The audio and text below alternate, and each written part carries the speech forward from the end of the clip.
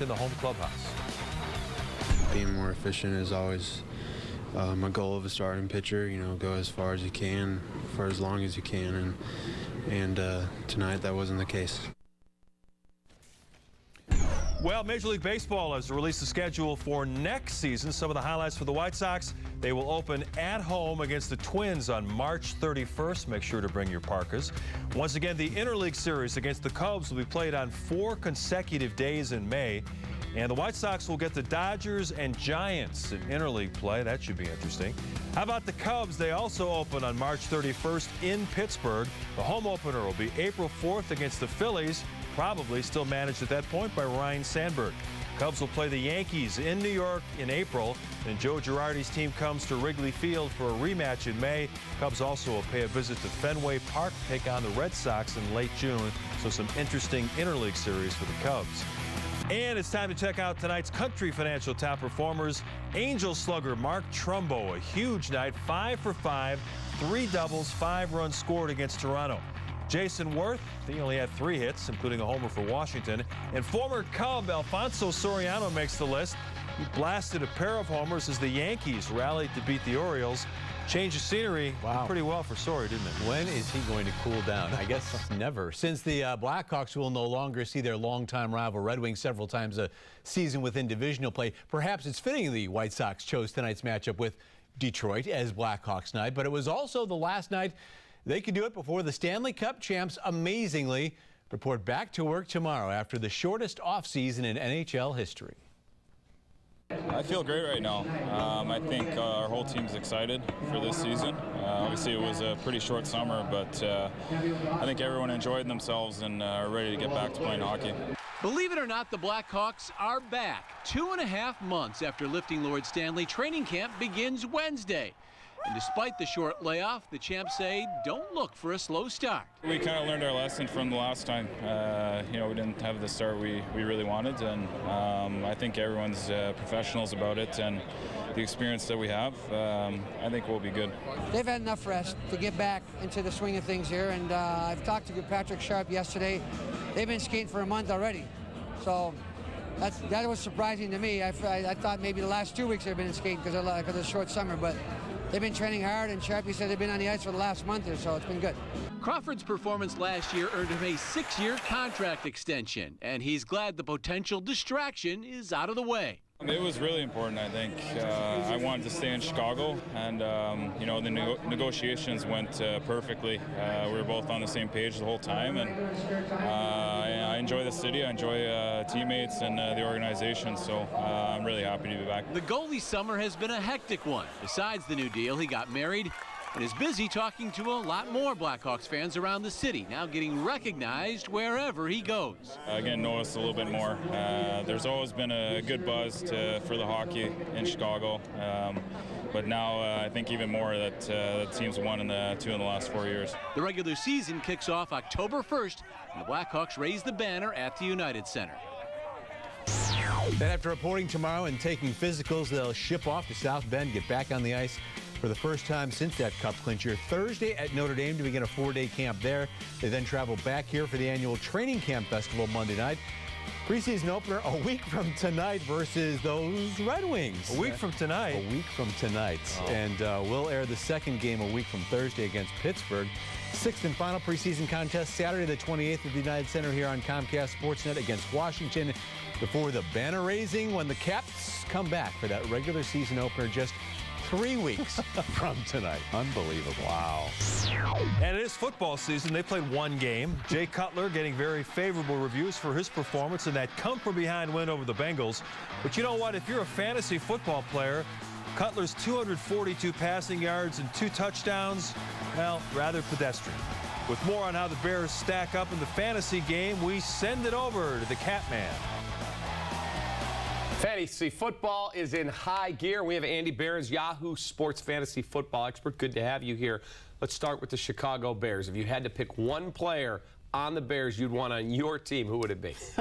Well, of course, the Bears have 2 early-round fantasy assets in Matt Forte and Brandon Marshall. This is a situation where, even though it's not maybe a powerhouse offense just yet, all of the offense goes to two guys, right? So these guys are first and second rounders in virtually every league. For me, it's got to be Matt Forte. You know, you look at Mark Trestman's history with running backs. Heck, this guy, when he was offensive coordinator in Oakland, delivered a 90-catch season for Charlie Garner. Garner that year, over 1,900 scrimmage yards. So I think really, if the Bears reach their potential or even near their potential this season, you're talking about potentially 2,000 yards from scrimmage for Matt Forte. Let's talk Jay Cutler. Where does he rank in fantasy? Because fantasy's different than if you're a general manager, go, I can win with that guy, but he doesn't put up huge numbers. Where does he rank? Well, if he can give us a few more weeks like we just saw from Jay Cutler, right? 240 yards, a couple of touchdowns. You project that out, you're talking about a Pro Bowl season. You're talking about a 30-touchdown season. There aren't very many of those going around the NFL. But do I think that Jay Cutler can finish this season in that Matt Stafford range, Tony Romo, guys like that? Yeah, I think he can play his way into that under Mark Trestman. Boy, if we get a few more games where he is not sacked, barely touched, clean pockets, that's ideal. All right, let's talk about away from Chicago. Anybody jump out at you week one, you go, there's a guy you better watch. Yeah, I'll tell you, I think Terrell Pryor actually jumped out at everyone in week one, right? Over 300 combined yards in that game. He actually finished Sunday night as the NFL's leading rusher. I mean, that didn't survive into Monday, but an incredible day for Terrell Pryor. Appreciate you being here. Always a pleasure. Thanks very much. There he is, talking fantasy football. Let's go back to you guys in the studio. Terrell Pryor, who would have guessed it, looked so bad during the preseason. If you have any questions about your fantasy lineup, our expert Kay Adams will give you some helpful tips every week. Use the hashtag CSN Fantasy. We'll answer some of your questions before next weekend's action kicks off. Well, in 5 years, Mike Hollywood Jimenez hopes to be finished with the sport of boxing. His goals are pretty simple: make some money, win a title, and make Chicago proud. This coming Saturday, Jimenez will get his first title shot. Chuck Garfien has a profile of this well-rounded athlete. I'm Mike Hollywood Jimenez. I'm from Chicago, Illinois. I'm a union local 63 iron worker, and I'm a professional boxer. The rise of Mike Hollywood Jimenez in the super middleweight boxing ranks happened almost on accident.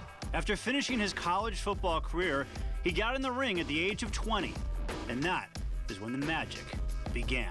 It's an incredible feeling, man. There's not really much more else like it. You know, you get in there and you just impose your will on another guy, and you know, with your own bare hands. The knockouts started to come for Jimenez, and his style and pizzazz in the ring helped him earn the nickname of Hollywood.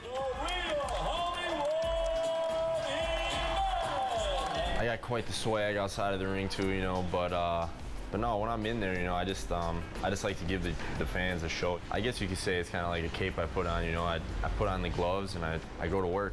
Jimenez has many backers, but some of his biggest supporters are iron workers, what Hollywood calls his local 63 brothers. They back me 100%. They all come out in big masses, and they all come out to support. They're all loud out there, and they're great fans. It's a big motivation knowing that, you know, I have all my union brothers behind me, and that you know, it's not just people I work with. You know, they're like family. When it comes to his actual flesh and blood, Jimenez gushes when talking about his mom. She's the loud one in the crowd, the vivacious parent that he can hear over his own intense focus. As for his father, Jimenez went nearly a decade without seeing him in person after his deportation to Colombia.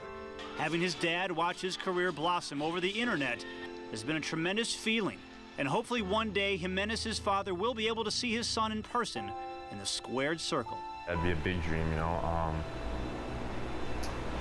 I get out there to see him when I can, you know, and it's just like, it's crazy. And you know, he's been to the gym with me a few times to come to see me. Just to have him here or have him at one of my actual fights would be that'd be something special. As for now, Hollywood's focused on his friends, his family, and his 11-0 start to his boxing career, and his first time as the main event on a boxing card. Being the main event, everyone wants to come out and they want to see what Hollywood's going to do next, and I just want to make sure that I can come out there and give all the fans, give Chicago another big win, and let them know this is just the first of many, and they're definitely going to be proud after September 13th.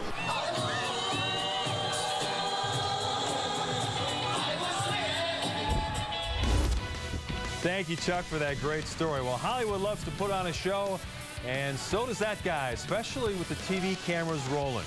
You'll hear from the Bears' loquacious tight end next. You want a top 5 QB and a running back for a kicker. Worst trade in fantasy history. Done. Grab a mouth-watering Bacon McDouble sandwich for just $1.99, only at McDonald's. Prices and participation may vary for a limited time. Unbelievable. In our day, we didn't have Uverse high-speed internet. Yeah, our babysitter didn't have a million ways to serve Mom up on a silver platter. We had to count sheep to fall asleep.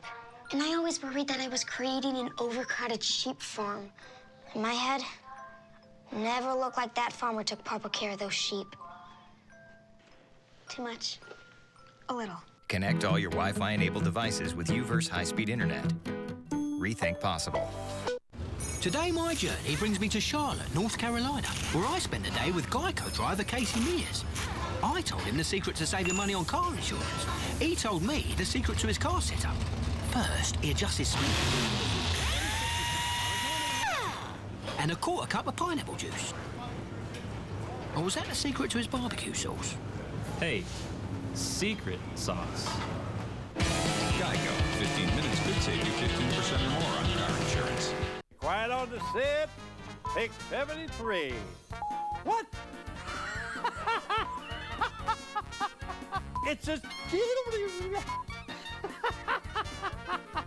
Saving big is no laughing matter. At the Bob Roman Auto Group, over 7,000 new and used cars online at bobrorman.com. There's only one Bob Roman.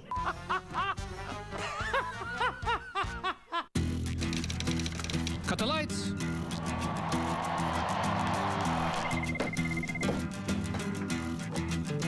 You're late. You're late. Let's go. Cue the fireworks.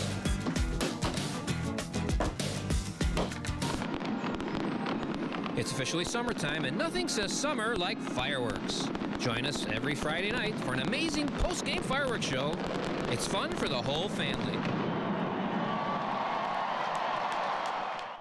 McDonald's dollar menu at breakfast.